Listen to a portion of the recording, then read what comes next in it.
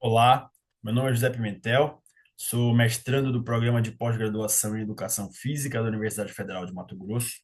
E o título do meu trabalho é Análise Neuromuscular de Desempenho e Fadiga entre consecutivos jogos no flag football, e o trabalho é orientado pela professora doutora Jaciele Carolina Ferreira. Bem, o flag football ele pode ser caracterizado como um esporte coletivo de invasão. E ele originou-se a partir do futebol americano. Então, a dinâmica de jogo é praticamente a mesma do futebol americano. Conquistar território, avançar o território do oponente até chegar na end zone, que seria a zona final do campo, marcando o touchdown. Mas a principal característica desse esporte hoje, ela ainda não é totalmente estudada. Ou existem pouquíssimos, ou até mesmo eu poderia dizer que nenhum estudo caracterizando a demanda física dessa modalidade. E essa característica consiste no modelo de jogo, no modelo competitivo, né? E que o esporte adota. Então, aqui eu trago para vocês um exemplo disso. Então, nós temos quatro grupos de um campeonato de flag football, onde essa equipe, que é a equipe número 5, dentro de um mesmo dia, ou seja, dentro desse mesmo sábado, ela joga três vezes. Então, tem um primeiro jogo aqui às 8 da manhã, um outro jogo às 1 da tarde e o terceiro jogo às 4 da tarde. Então, uma mesma equipe ela executa vários jogos dentro de um mesmo dia. Isso é um modelo característico da modalidade, mas que a gente não encontra em muitos outros esportes. Então, a ideia do nosso estudo seria exatamente estudar como se dá o desempenho e fadiga dentro de uma competição, dentro desses jogos consecutivos, que é a característica do esporte. Então, a problemática do estudo seria como se dá o desempenho neuromuscular num jogo formal de flag football. E a segunda problemática, a segunda pergunta que norteia a pesquisa seria como este permanece após consecutivos jogos. O objetivo geral, então, seria analisar as características de desempenho e fadiga neuromusculares gerais e nos setores de jogo. Esses setores são ataque e defesa de atletas da modalidade de flag football, pré, intra e pós-consecutivos jogos. Os objetivos específicos. O primeiro seria compreender a demanda física imposta dos diferentes setores de jogo durante partidas oficiais através do uso das unidades de medida inercial, né, dos sensores inerciais. O segundo seria comparar o desempenho da força muscular entre jogos consecutivos com o uso de saltos verticais.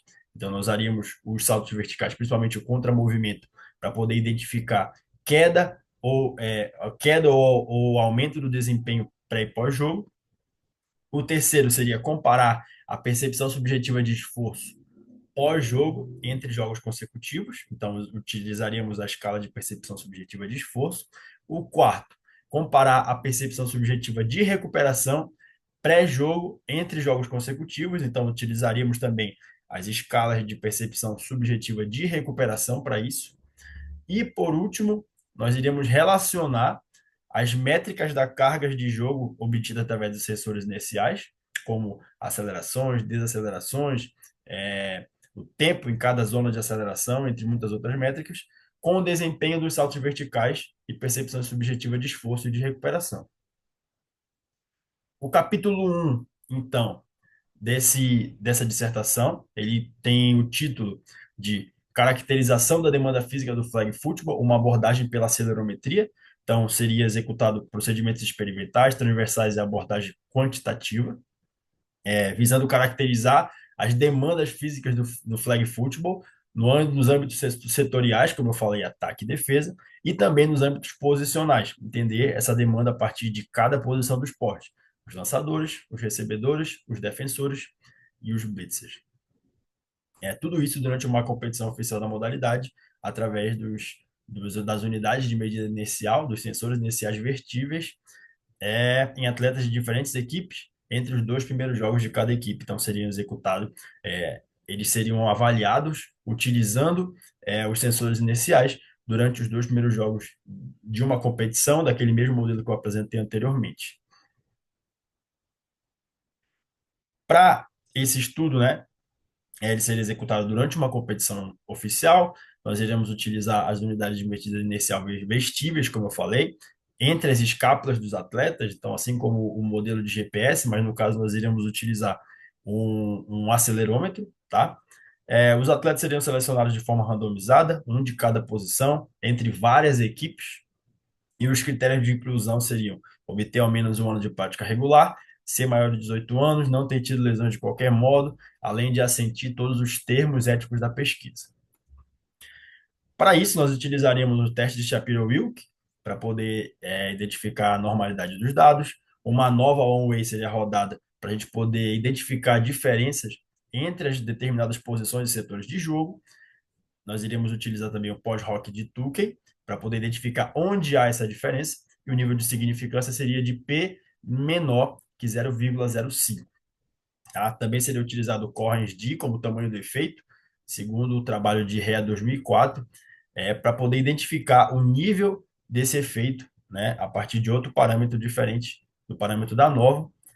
E tudo isso seria rodado no software GraphPad Prisma, versão 10 para Windows. O segundo capítulo, então, do nosso trabalho, ele tem o título Análise de Desempenho Neuromuscular após consecutivos jogos no flag football. Ele também seria utilizado de procedimentos experimentais, transversais e abordagem quantitativa, tá? Para investigar através dos parâmetros das cargas internas e externas de treinamento o desempenho neuromuscular dos atletas em consecutivos jogos, também na modalidade do flag football. Aqui eu trago para vocês o delineamento experimental desse estudo. Então, nós iríamos utilizar em dois momentos. Então, no momento um, seriam utilizadas características dos atletas, como massa corporal, estatura, né, e os saltos verticais, tá bom? Se os primeiros saltos verticais seriam os saltos verticais basais, nós iríamos utilizar. No segundo momento, nós iremos avaliar os atletas entre três jogos, ou seja, no período da fase inicial da prática do esporte, geralmente no primeiro dia de prática, no primeiro dia de competição. Então, dentre todos os modelos de jogo, eles seriam repetidos essa mesma sequência que eu vou citar para vocês agora, que seria a percepção subjetiva de recuperação pré, pré-jogo, saltos verticais, três saltos verticais contra movimento pré-jogo também. Daí os atletas iriam utilizar o mesmo sensor inicial, o mesmo acelerômetro que foi utilizado no estudo um, e durante toda a prática, durante todo o jogo, e após o jogo, imediatamente após o jogo, seriam coletados outros três saltos verticais contra movimento, e 30 minutos após o jogo também seriam coletados a percepção subjetiva de esforço desses atletas. Isso iria se repetir, como eu falei, durante três jogos, como está aqui no nosso infográfico. Jogo um, jogo 2 e jogo 3. Para isso, nós também utilizaríamos o teste de Shapiro-Wilk para identificar a normalidade dos dados. Uma nova one-way seria rodado para identificar essas diferenças pré e pós-jogo entre consecutivos jogos, de todas as métricas advindas, seja das métricas do acelerômetro, como aceleração linear em cada eixo, eixo X, Y, Z, desacelerações, os níveis dessas acelerações, o tempo em cada faixa de aceleração também seria utilizado, os saltos verticais e também os parâmetros de carga interna, que serão as percepções subjetivas tanto de esforço quanto de recuperação. O pós-hoc de Tukey seria aplicado para a gente identificar onde há essas diferenças. O nível de significância também seria de P menor que 0,05. Também seria rodada uma correlação de Pearson para identificar possíveis relações, assim como eu expliquei nos objetivos do estudo, relações entre as métricas do acelerômetro e os saltos verticais, entre os saltos verticais e as métricas de carga interna, que são as percepções subjetivas de recuperação de esforço, se há alguma relações entre essas métricas, entre esses tipos de análise, seja eles neuromusculares de desempenho ou de carga interna ou carga externa. Tudo isso seria rodado no software GraphPad Prisma, versão 10 para Windows também.